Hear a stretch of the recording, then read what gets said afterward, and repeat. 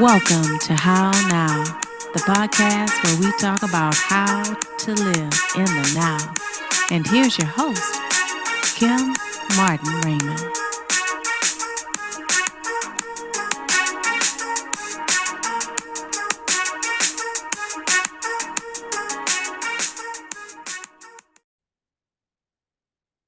Peace and blessings, love and light, and welcome to this edition of the How Now podcast, where we talk about how to live in the now.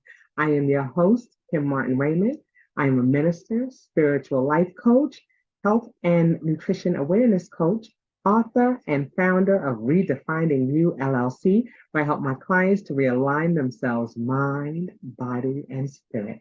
And if this is your first time joining us, welcome to the How Now podcast family.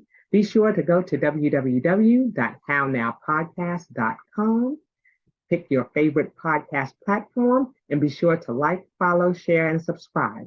You can also scroll to the bottom of the page where you'll see the banner for this week's show, and it will take you to the How Now YouTube channel, where you can like, follow, share, and subscribe as well. And make sure that you hit that notification button so you always know what's happening in the now. And again, that's www.hownowpodcast.com. Okay, so we're going to get into tonight's show. And this show is entitled Redefinding You. And as you can tell, that is the name of my business. And I want to talk about how to redefine yourself. Now, we are in the first half, or we're just completing the first half of 2023. And as we're moving into the third and fourth quarter of this year, people are starting to assess, where am I at? Where am I going? And redefining you is a critical part of that, because we have to, know where we are in order to know where we're going. Okay, so I want to talk a little bit about how redefining you came to be. Some people know my backstory, and for those who don't, I started this company some years ago after the passing of my youngest daughter. My 16-year-old daughter passed away in 2009, and she had a brain aneurysm, and she passed in her sleep. And during that time, I was also going through my third divorce. Yeah, I said it, third. And I was also empty nesting. My daughter had just completed her studies in video game design and development and was moving back to New York, where my family is from. And so I went from a house full and working and being, mom and wife and worker bee to living by myself for the first time ever. And so I had to take a moment and figure out, what was happening right now and what trajectory my life was going to take, as a result of the events that were happening to me right there at that present moment. And that's kind of how Redefining You was birthed, because it wasn't just a matter of redefining who I was. I had to find out who I was initially. I had to go back to thinking of what I was like, or who I was like prior to having children, prior to being married, the goals and dreams and aspirations that I had, some of the goals and dreams that I had even as a child. I had to begin to look at redefining myself, going back and finding some of those things that made me who I was and who attracted people to me, and that made it possible for me to meet the person who would become the father of my children. So there were a lot of things to consider during that time. And so when we talk about redefining you, the question that came to my mind was, if I was to put my life in my navigation system, where would it take me? Would I have a goal and a direction or a destination as to where I was going? And at that point in my life, I was definitely in a state of recalculating. I was sitting there, I was recalculating, trying to figure out who I was, trying to figure out where I was going and what life was going to look like for me. And that was something that was critical in trying to figure out how to recalibrate myself. Because when you think about that, you're going in a destination. Sometimes there's a detour. Sometimes there are new streets and new avenues that are created. And sometimes we have to take a different route than the route that we thought we were going to take. Here it was, I was on the path of just, living my life, had the house, had the pets, had the kids, had everything going for me. And then all of a sudden things took a bit of a turn. And so I had to figure out how to recalibrate my system, my internal navigation system, to figure out where it was that I was going to go from this point moving forward. And so that's kind of how Redefinding You was birthed. It was, answering that question. If I were to put my life in my navigation system, where would it take me? And so that was the beginning point, and that was the starting point for Redefining You. And, with that being said, I talked about first doing a personal assessment. That was something that I needed to do initially because, it wasn't, what now? I knew what happened. I knew what took place. I was there. But what it became was, how now? How do I navigate in this new space that I'm in? Because I was so used to navigating in the space that I was in prior to the situation happening. And with our navigation system, all we simply have to do is just put in a new destination and it'll take us where we need to go, or we may have to again recalibrate it. Or what we may have to do is find alternative ways if that particular way that we were going or that particular system wasn't working. Now we may have to find an alternate system. Okay. And I'll keep with the analogy of the navigation system of your GPS system, because what happens is when we talk about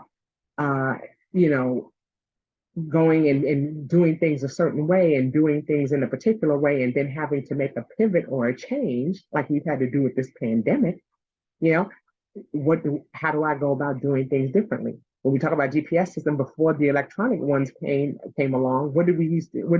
We used to use, MapQuest. We would have to print out the directions, or we'd have to use an atlas and a book, and we'd have to sit there and turn the pages and figure out things. And then we learned that there were more efficient ways to do things. And sometimes we have to do that emotionally as well, because sometimes we have things that are going, that we know how to use and we're comfortable with using. And then a newer technology or a newer way of doing things comes along. And then what we have to do is make that adjustment and figure out, oh, there's a more streamlined system.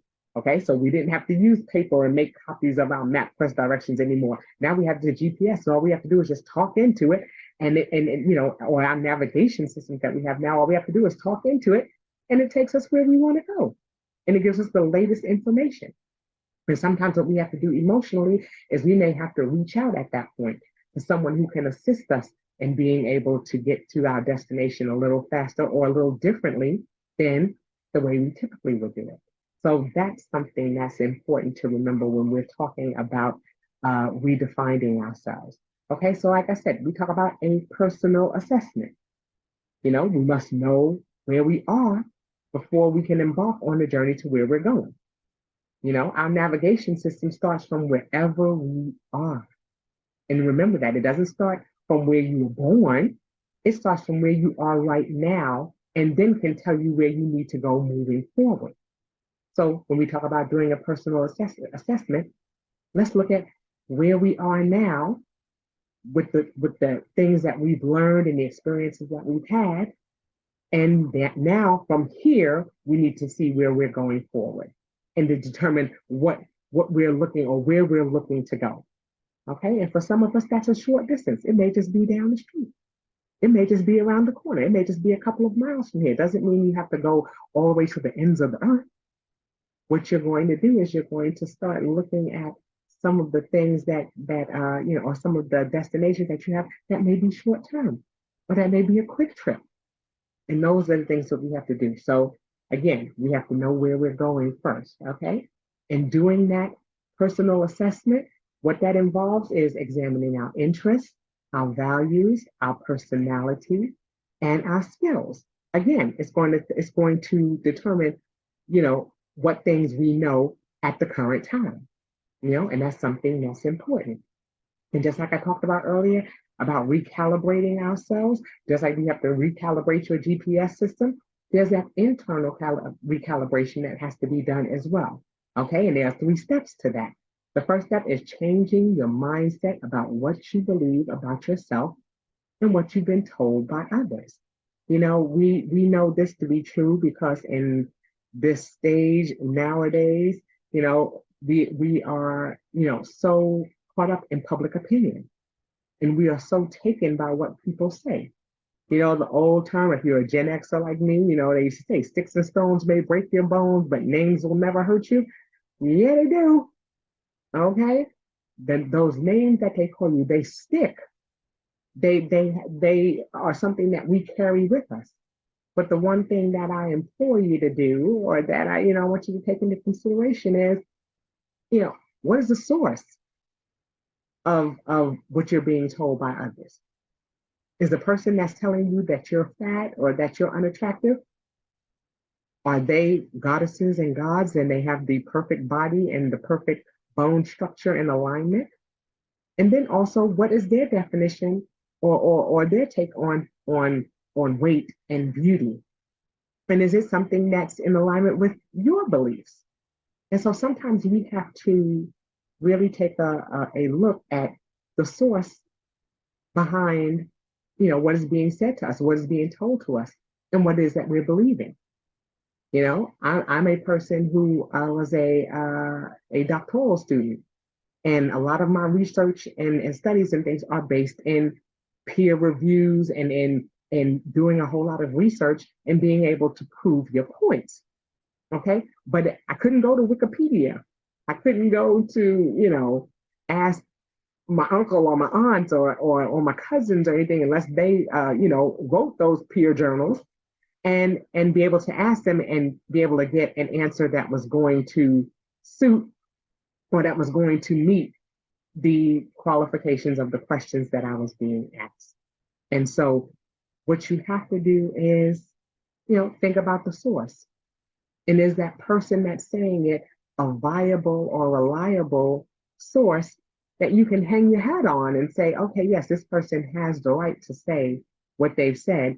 And I believe it because they are qualified to express that to me, or there is science behind what it is that they've done. And that's something that's important to keep in mind, because sometimes we put a lot of stock in what somebody says and they're not an expert on that. So we want to be careful about that. We want to make sure that we're changing our mindset, and that when we think, okay, is the source behind the person who's saying this, is it a reliable one? Is it one that I trust and believe in? Okay. And then if it is, then I'm going to ask some follow-up questions. Okay, you said this, do you have any suggestions or recommendations on what can be done if I'm looking to change what it is that you're saying about me? And that's a wonderful question to ask, because sometimes people say things, but, I'm solution driven. Once you tell me that there's something wrong, if I believe that to be true, then I'm going to ask, okay, so what steps can we take? Are you going to walk beside me? Can I rely on you as an accountability partner? If what you're saying is true and I believe it, are you willing to partner with me to help me to get to a point where I am, released from this, or where I can make the changes that are necessary that are going to, make me a better version of myself? And if that person isn't willing to do that, then I'm going to have questions behind that too. Because if you're not willing to help me, then are you a friend? Are you somebody who needs to be in my circle, or to be a person of influence in my life? Because if it's a person that's a person of influence and a person that's in your inner circle, they're going to always look to help you to succeed, and they're going to walk alongside you in that process of getting to that better version of yourself. And if they're not, then there may be a little bit of toxicity in that person. That may not be the person that needs to be around you. So these are things that you take into consideration. So that's step one, changing your mindset about what you believe about yourself and what you've been told by others. Again, that's self-love, learning to embrace yourself. learning to love you first so that others can in turn love the person that you love. Okay? The next step is changing your mindset about the beliefs you were taught as a child. Sometimes the things that we were taught as children, or the environment that we grew up in, may not necessarily be ideal. And so it's important for us to, change our mindsets about things that we may have learned, but have learned otherwise. There's that cliche, there's that saying that, when you know better, you what? You do better. Okay. So if there's something that you were doing in the past, or that you've done, that you were taught growing up as a child, and then as you've gotten older and wiser and experience has taught you different, have you learned from it? Has your mindset changed, or are you still stuck believing that same thing? We talk about redefining you, and we talk about, almost being childlike in our thoughts. Are we asking the why? We were told this as a child, but why? Why is that to be so? Or has it been proven otherwise? Okay, I'll give you a funny example. I don't know if any of you saw the Facebook or the TikTok. I can't remember which one it was, but so many years ago when they were talking about the can opener, we all used to put the can opener on the side of the can. You clipped it on there and you turn that little knob on the side and your can opened. Sometimes the top fell into the can and you had to fish it out with your finger or with a fork or something, and that was it. Then we found out, no, you're supposed to put it on the top. And when you put it on the top, it takes the whole rim off the top of the can and it sticks to the can opener and it doesn't fall into the can. I was mortified when I found that out. I was like, and then we're always hearing, what do we always hear lately? I was today years old when I found out X, Y, and Z. I just found out something the other day. Blew my mind about the paper towel holder. Go online and Google it and see what they show you about the paper towel holder and what that little piece on the side is supposed to do. You're going to be today years old too.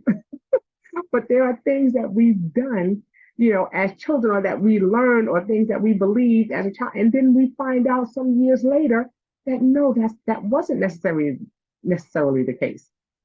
Or no, there was a better way to have done something. Are we just going to say, no, I'm going to keep on doing it this way because that's the way I was raised, if in fact it's something that may be better for us? So those are things to consider. Changing your mindset about beliefs that you were taught as a child, if they are no longer serving you. That's the caveat. Is it something that's no longer serving you? Are you hanging on to something or to a belief that now you know better and you're simply not doing better? Okay, so that's important to remember. Changing your mindset about things you were taught as a child. And third, changing the negative mindset you have based on past experiences. Okay, that's huge. Sometimes, when you have negative things that have happened in your mind, or that have happened in your past experiences, the one thing that we should be willing to do is glean from that. What did I learn from this? And how can I move forward so that I'm not carrying the baggage of this experience with me? I think about, in my instance, I'm all about transparency. Like I said earlier in the beginning of the show, I've been married 3 times. Actually, I'm currently married, so I have been married 4 times. If I would have taken the negative experiences that I may have had in each one of those divorces, and they were different, each divorce, each situation was something totally different from the other. None of it was something that I carried from one relationship into the next. Hence the fact that I've been married so many times. Take it or leave it, call it what you will. I say hashtag 4 and no more. We never know. Okay, for right now, for today, yes, 4 and no more. I love my husband. He's a gem. But the whole thing is, I didn't let the negativity of my first divorce keep me from finding love a second, a third, in this case, a fourth time. Okay? Because I didn't let it jade me. I didn't let the experience jade me or keep me from the opportunity to experience true love. And each one of those stories is something different. That's a whole nother show for another time. Okay. But we have to be willing to change our mind, the mindset that we have based on past experiences. We have to be willing to be open-minded and not closed-minded and say, oh, well, this happened to me the one time, so I'm never going to do that again. You know, the situation that I can speak to that also is, my oldest daughter, was I was teaching her how to ride her bike, running down the street, all out of breath, helping her ride her bike. And she was doing awesome. I pushed her off and I was like, go, baby, go. And she was riding that bike. And somehow she turned that steering, that handlebar, and she popped the curb, flipped off the bike. The bike the tire hit a stick and flattened the tire. And you know what that little joker did? She took that bike and she grabbed it by the handles and she put that bike in the garage. And I promise you, my daughter is 35 years old. To this day, that child has never ridden a bike since. She was like, I'm not getting back on that bike. Because that one incident just traumatized her. And she was just like, oh no, I'm never riding a bike again. You know? And now she has a 5-year-old, my granddaughter, and I see her out there running with that bike and teaching my grandbaby how to ride a bike. But she stopped. She's like, I'm not getting on a bike. And I hear it is. She's going through her childhood, never being able to ride a bike. Now she's done the scooter, she's done skateboard, she's done skate, she's done everything else. But getting back on that bike, she said, that's a hard no. Okay. But sometimes these things can happen. And we don't want that to keep us from experiencing the things that we are meant to experience. I think about all the joy, friends riding the bike and you out there on that little scooter, you can't go as fast. So how many opportunities has she missed by not being able to hop back on that bike and try again? So we can't let negative mindset stop us from being able to move forward. That's all part of the recalibrating process. That's how we recalibrate. That's how we set ourselves back to center, how we get ourselves back in a good space. So we want to make sure that we're doing that we're recalibrating ourselves, that we're figuring out what are some things that we can do, what are some beliefs that we have that we need to change. Mindset is what recalibrating is. We're changing our mindset about something. We're refreshing our thoughts about something. So that way, when we're trying to get to a destination or we're trying to reach something, we're not off because of our beliefs. We're more spot on because we've changed our mindset. So those are important and recalibrate. Okay? Got my little notes over here. Okay? A mental recalibration exercise that you can do is begin each day with things that matter. What are some things that matter to you? What is a part of your morning routine? Before my feet even touch the ground, I'm thanking the Lord for another day, for an opportunity to be here and to, set in motion things that He has in mind for me to do. Lord, what is it that I can do today? How can I fulfill your will for me today? And how can I assist in helping others to fulfill theirs? That's part of my morning routine. That's what matters to me. What matters to me is how the Lord wants me to embark on this new day. Okay? And you have to do that. Everything is going to be individual. It's going to be your own. It's going to be what you make it. It's what matters to you. Okay? Then remind yourself of your priorities. I'm an old school checklist person. What are some things that I want to get accomplished for the day? And have I prioritized those things so that I'm sure that I'm fulfilling at least one or two of those things? I may have a laundry list of things to do, but what's the priority? What is something that needs to be done, initially before other things get going? So that's something that's important. Remind yourself of your priorities. Have you written those things down? For some people, it's going to be writing down your intentions for the day. What are your intentions for the day? Okay? Seek opportunities for growth. That's a wonderful mental recalibration. What is something that I can learn today that I didn't know yesterday? And that's where going back to being a child or being childlike is wonderful. Having that natural curiosity. Why? This is an age of technology. There are so many things at our fingertips. All we have to do is say Google. All we have to do is say Siri. All we have to say is Alexa, whomever, and they'll tell us the things that we want to know. So we can always be today years old learning something that we didn't know. And it's exciting when you do that, when you finally learn something that you didn't know. Think about when you were a child and you didn't know how to ride a bike. Then all of a sudden you learned how to ride a bike. Then you're just like, oh, I want to try skates. Oh, I want to try a scooter. Oh, I want to try this and that. There are all kinds of things that come to your mind. There's a little bit of excitement when you learn something new. You feel a little smarter. You're just like, okay, look, I know something new. When you get that degree and you cartwheeling across that stage because you got that degree because you worked so hard to learn all of these things, it's wonderful when you have those opportunities for growth because you're learning, and that's going to put you in the path for greater opportunities. So it's important to, seek out those opportunities. How do you gain experience? Through opportunities that come your way based on things that you've learned or things that you've mastered. So that's important. Okay. Also tend to the physical. Because we are in an age of technology, okay, what can happen is we become a little complacent. We do a lot of sitting. We do a lot of door dashing. We do a lot of having things delivered, okay? Queen of Amazon, guilty as charged, Prime, because I'm not patient. I need for it to come today, if not tomorrow, okay? So know that happens, okay? But we want to tend to the physical. We want to be able to get up and move our bodies. We don't want to forget to go outside, get some vitamin D, get some of that sunshine, get some of that fresh air, and not be stuck in our surroundings. We don't want to be hermits. We want to be able to get out and explore, and that wasn't more prevalent than when we were going through this pandemic and couldn't do it. And now, because we can, now we want to be in these streets all day long.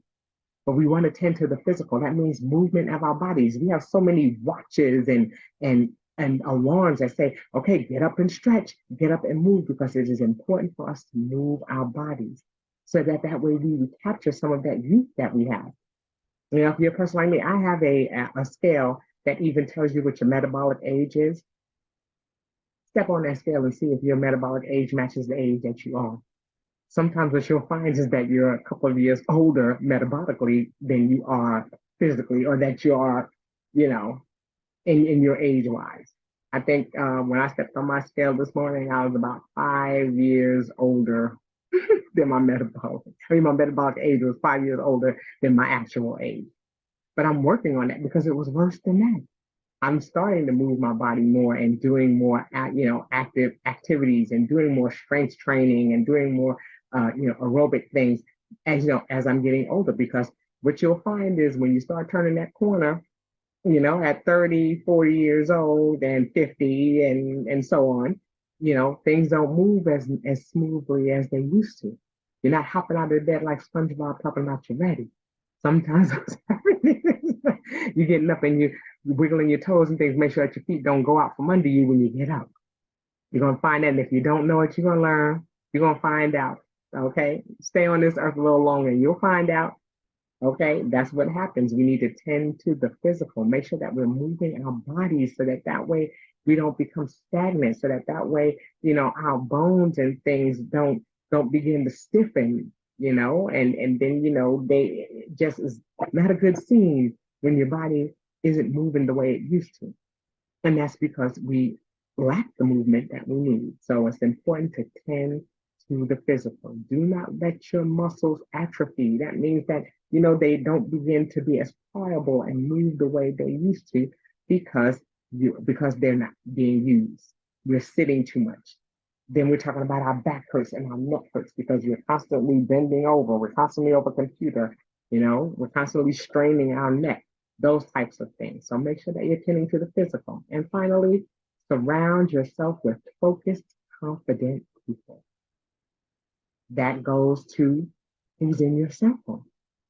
Who is in your circle? Who are the people that are around you that are supporting and encouraging you towards being the best version of yourself. You know, are you around people who are proud as in about? Has it gotten to the point where you're the smartest person in the room? These are questions to ask yourself. And if that's the case, it may be time to move to a bigger pond, so to speak, okay, where you've got a larger pool of people that can encourage and uplift you. You know, if you're looking to move into a larger group, so that way you can pull from that larger group those who will be in your more intimate circle, because then you'll have a chance to look around and see, okay, you can kind of handpick some of the people that you know are going to be in your inner circle. And the one important thing to remember about that is that, you know, the people in your inner circle may not necessarily be your relatives, or they may not be, you know, people who were friends, because sometimes we outgrow people. Sometimes circumstances and life experiences cause us to outgrow some of the people that we are around. And even though they've been around for a long time, that doesn't qualify them to be in your inner circle. You know, just because they've been around forever, so you just assume. Sometimes the closest people to you are the ones that hurt you. And some of you all know that from situations that have happened in your life and past hurts in your life. So, you know, it is important to, you know, surround yourself with positive people, people that are going to uplift you, that are going to encourage you, that are going to inspire you. And sometimes those people may be newer people because of, you know, who you are. Some of us are different from who we were when we were living, or who we were when we were teenagers, because we've learned and we've experienced some things. And so when we've learned and we've experienced some things, we've moved on, and we'll see that some of those people still have those same thoughts and mindsets, and they are no longer in alignment with yours. And so you have to move on. And sometimes more newer people who are knowing the new and improved version of you may be able to support and encourage and inspire you differently, because they're not looking at the past you, they're looking at this new you, or this new edition of you, or slightly revised edition of you, and they're able to provide what it is that you need right now. So it's important, like I said, to surround yourself with positive people. Okay? The one thing that we have to remember is that we are a lovely mosaic. I think about mosaics, those beautiful glass mosaics that you see, you know, that are you know, they're glass pieces and they're in cement, you know. And what it is just lovely shards of glass, you know. And think about your life, the pain, some of the situations that you've been through. They were little shards of glass that, if you touch them individually, can cut and scrape and cause damage.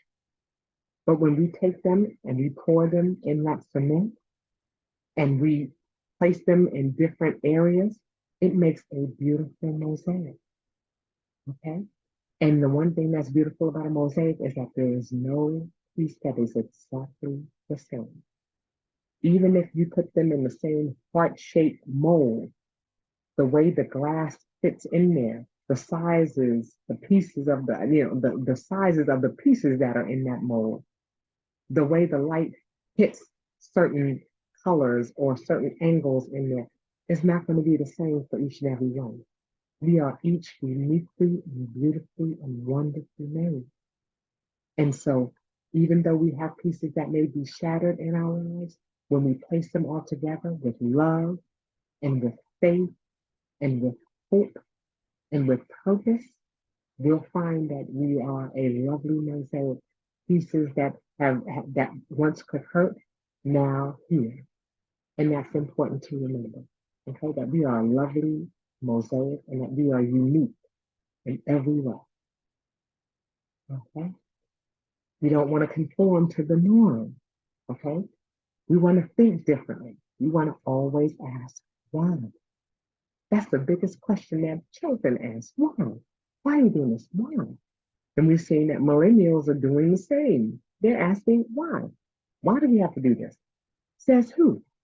You know? And that's an interesting thought, because, you know, this is the first time in history that we have 5 different generations working together, 5 different generations in the same workforce. Okay? You have your traditionalists, you have your baby boomers, you have your Gen Xers like myself, you have your millennials, and you have your Gen Z. Okay?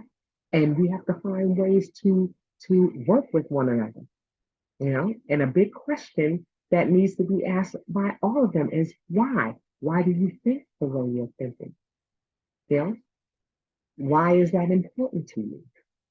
Why do you believe that? That way we begin to understand, if we understand why someone is thinking or reacting or doing what it is that they're doing, then we can better get to a place of healing.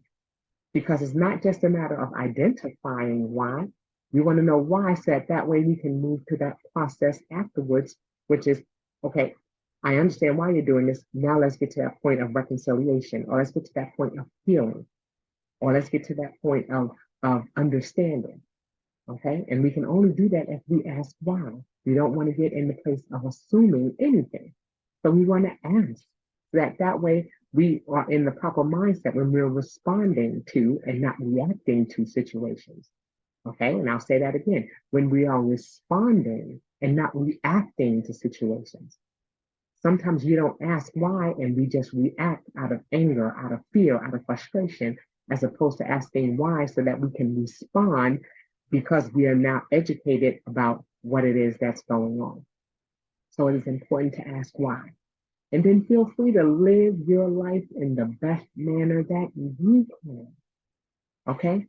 And what that reminds me of is, when my daughter passed, when my divorce was finalized and my daughter had, settled in New York, I had a dear friend of mine say to me, all right, Kim, now here it is. You're living by yourself.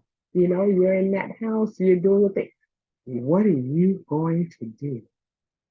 Where do you want to go? And you know what? I have absolutely no idea. You would think that it was the simplest question. What you going to do now? You have all this freedom. I didn't know because I didn't feel like I had ever experienced freedom. I was always somebody's mom, and I still will be.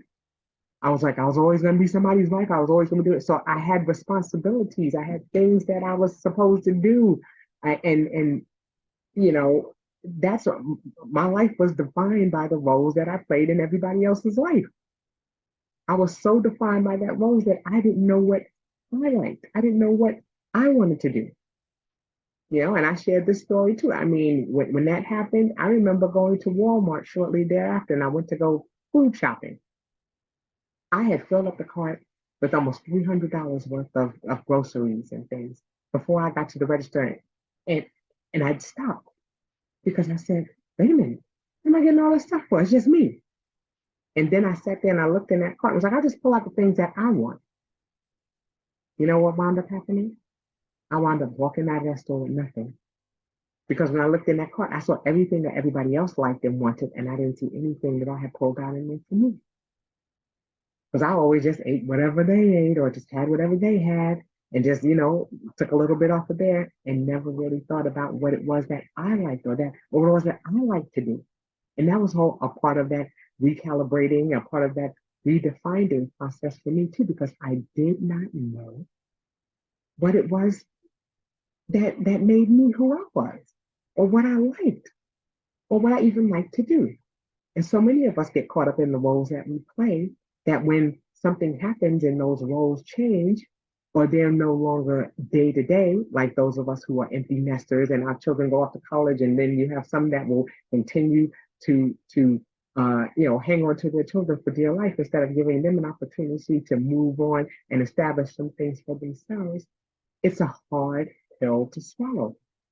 Because now you're like, uh-oh. And if you're married, you're like, oh my goodness, now the kids are going to, now I have to be with him. What am I going to do with him? Because usually I'm soccer mom, I'm driving this way, he's driving that way, we're going in different directions, and now we're running into each other, and it's like, wait a minute, now what are we going to do? And so it really, really is a process of self-examination, of being able to assess where you are personally, so that way you're in a place of okay, I'm getting to a place of understanding. I'm getting to a place where I can celebrate and accentuate my uniqueness as a person. And I can also begin to verbalize what it is that I want, what makes me happy, what brings me joy. And it's not always defined by someone else. It starts with that self-love. It starts with what happens within, you know? And this is just a portion of what redefining you is all about. It's all about getting to that place of understanding. Because once you get there and once you know where you are, you can then begin start calculating that route to where you want to go. Okay, and that's with your relationships, that's with your work, okay, that's with your spirituality, because there are so many avenues that we have in our lives that are going to determine that peace that we have. The one thing that we're working towards, or at least that I'm working towards, or that I can suggest that we work towards, is creating your peaceful existence. And that is the acronym for COPE, create our peaceful existence. What are we doing to create peace and not stress in our lives? That is a question that we're asking ourselves. And it starts with that recalibration. It starts with that change in mindset. It starts with being able to do that personal assessment. What are my goals? What are my interests? You know, and sometimes we don't know what those things are. And that's where, when we come to that level of awareness after we do that personal assessment, and we come to that level of awareness that I'm not sure where I'm going.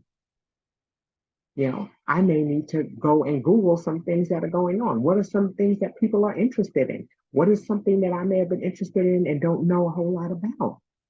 Because sometimes we can't move forward, or we don't know what our purpose or our passion is because we haven't been introduced to it yet. We don't know what it is. Coaching may have been around, but that's not what we called it. When we thought of coaching as somebody who coaches sports. Now we have so many coaches in different aspects of science, medicine, health, all kinds of coaches that we have. And that was a terminology that came about. And I knew nothing about it. And I had a friend who said, "You make a great coach." And I was like, "I'm not athletic. I don't know anything about sports." And she was like, "Hey, look up what a coach is." And when I looked up what a coach is, I was like, wow, yeah, that is something that I'm interested in. That is something that I do. And that's why it's so important for us to get to that place of learning something new. Because sometimes we don't know what that passion and purpose is because we have simply not been introduced to it. And it's not going to find us if we're sitting in our house, not going outside because it's too peoply out there. But the whole thing of it is we want to make sure that we're open-minded, open to new things and new experiences, because we may find our passion and our purpose there. So it's important for us to do that as well. Okay? So our goal, like I said, is to celebrate and accentuate who we are uniquely. And remember that we are beautifully and wonderfully made. And that is where we need to be if we're going to get to the best versions of ourselves. It all starts with awareness. It all starts with that recalibration, that change in mindset, that those thoughts about believing, who we are, believing and why we believe the things that we believe. The biggest question, asking why. Again, so that we are not reacting, but responding to the things that are going on around us. Now, y'all know I can go on and on and on, but I am going to stop there because that's enough food for thought for now. But if you are interested in learning more about redefining you, you can go to my website, www.redefindingyou, and you can set up a time to talk with me about it and see if we can recalibrate some things for you so that way we have a beautiful, solid starting point that then we begin to go into figuring out what new destinations are available to us. Yeah, but it all starts from within. It all starts with us. And so, with that, I will say farewell. I will talk to you soon.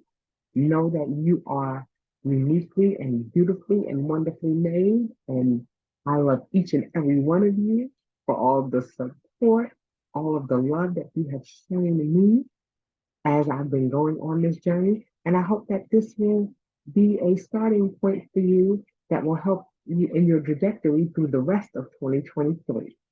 Okay, and so with that, I say start on your journey, start getting those recalibrations done, so that way you can put that destination in there and be on your way.